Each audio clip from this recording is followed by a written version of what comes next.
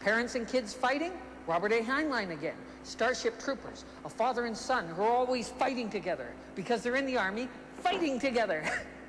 Fighting together. See, they're okay. In Ken Opal's novel, The Live Forever Machine, a father and son are always fighting over preserving the past. Nancy, can you connect me to Ken Opal? Well, can you lock into a camera? Oh, there it is. Ken? Ken, you? You again? Yes, it's Commander Rick. Uh-huh. Up here on the security camera. No, I know where you are, Rick. Ken and the Live Forever Machine, Chris and Eric, both come from single-parent families. Do you see the family structure disintegrating? The broken families that are depicted in the book, both between Eric and his father and Chris and his mother, are not so much my observations of today's society. I mean, there's practical reasons why you want to get rid of parents in your books. I shouldn't be revealing this little trick of the trade, but I mean, parents are bad news in kids' books because if there's parents there, you've got to acknowledge them. You've got to have the kids dealing with them. So probably the ideal situation for a kid's book is to knock off the parents fast at the beginning. But the relationship between Eric and his father in the Live Forever Machine is important, I think, thematically, in that it mirrors the central notion or idea that was running through the book of extremes and picking a space between them and weighing them properly. And that's something that they have to work out, and that's something that their relationship and the evolution of their relationship mirrors Eric's own internal voyage, towards, how important is the past? Is it worth saving? How important is it? And how important is the present? When science fiction and fantasy deal with families, it's usually families in turmoil. But that's true of all literature. Hamlet, King Lear, the Smurfs.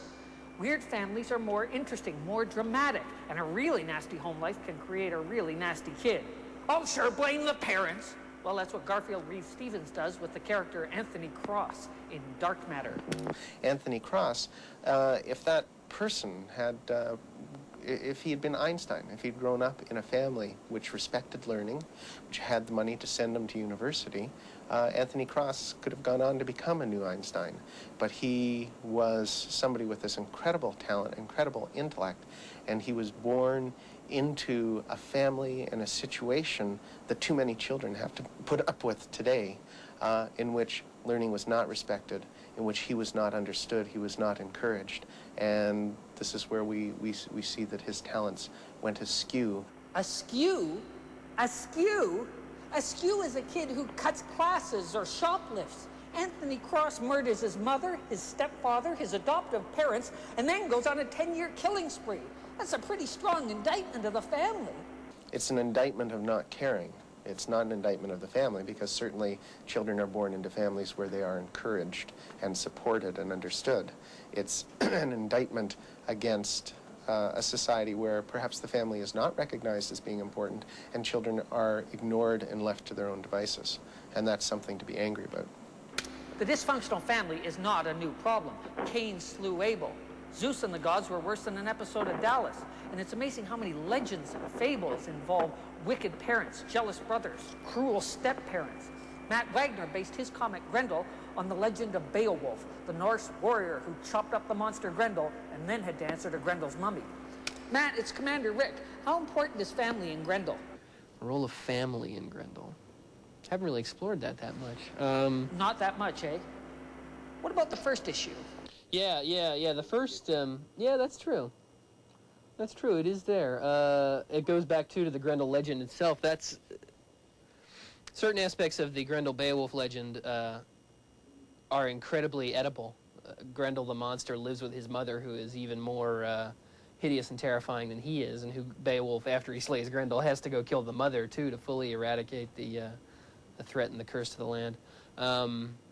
Brian, you don't get much into his family role at all. Epi had an incredibly unhappy family. He's bereft of family, which is what drives him over the edge.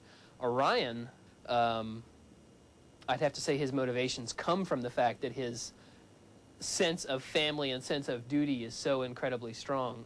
One of the things we played up in the initial run where we introduce Orion is the fact that he's very upper class, very aristocratic in bearing and heritage and lineage,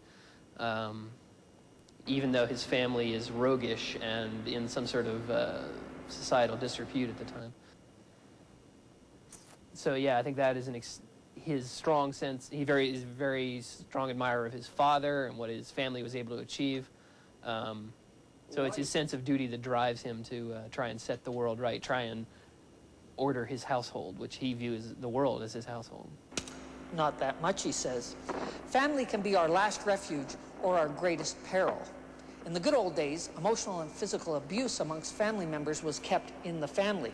Well, now some comic creators are turning the light on the dark side of family. In Stray Toasters, Bill Sienkiewicz takes a scathing look at a family where a young boy named Todd is brutalized by his mother. Bill, it's Commander Rick. Was Stray Toasters anti-family? I guess it was sort of not so much anti-family, it was pro-family, also pro-therapy. So it was, what is a stray toaster? What is a stray toaster? I mean, a stray toaster really is about people. And in this society that I'd set up in Stray Toasters is about the idea of emotions and people and children specifically being reduced to appliances in the kitchen, basically. That you plug them in, you turn them on, they warm up, they're supposed to perform, completely negating the fact that these are human beings with emotional responses and their own points of reference. They're not simply things to be plugged in and tossed out when they don't function the way you expect them to. Neil Gaiman wrote about physical abuse in his comic Violent Cases. Neil, tell me about Violent Cases. The kid at the beginning of Violent Cases has his arm broken by his father, accidentally. You know, the father's trying to get the kid to go to bed, the kid is pulling away, the arm breaks. Or at least that's what we think happened. And the kid is taken to this old man, who may or may not have been Al Capone's sociopath, and who talks to him about violence, basically. And 4-year-old kids have a different perspective on violence to adults.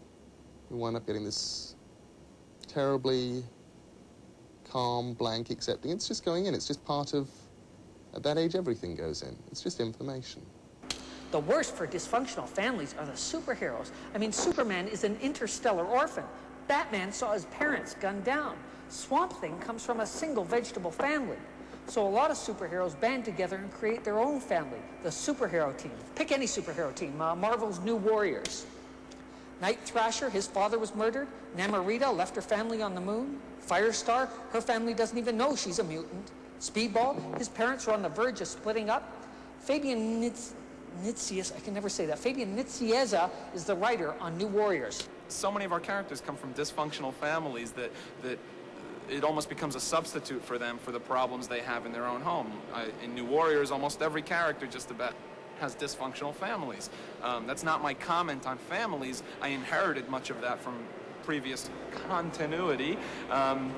So they would perceive this team as their family, their group of friends. I tend to see any group function on a regular basis turning into an extended family, so to speak. It might also actually be, I didn't even think of that, now we get into the psychological motivations of Fabian Nicieza. See, I pronounced it. I came here from Argentina. I lost a family. It was just my mother, my father, my brother, and myself.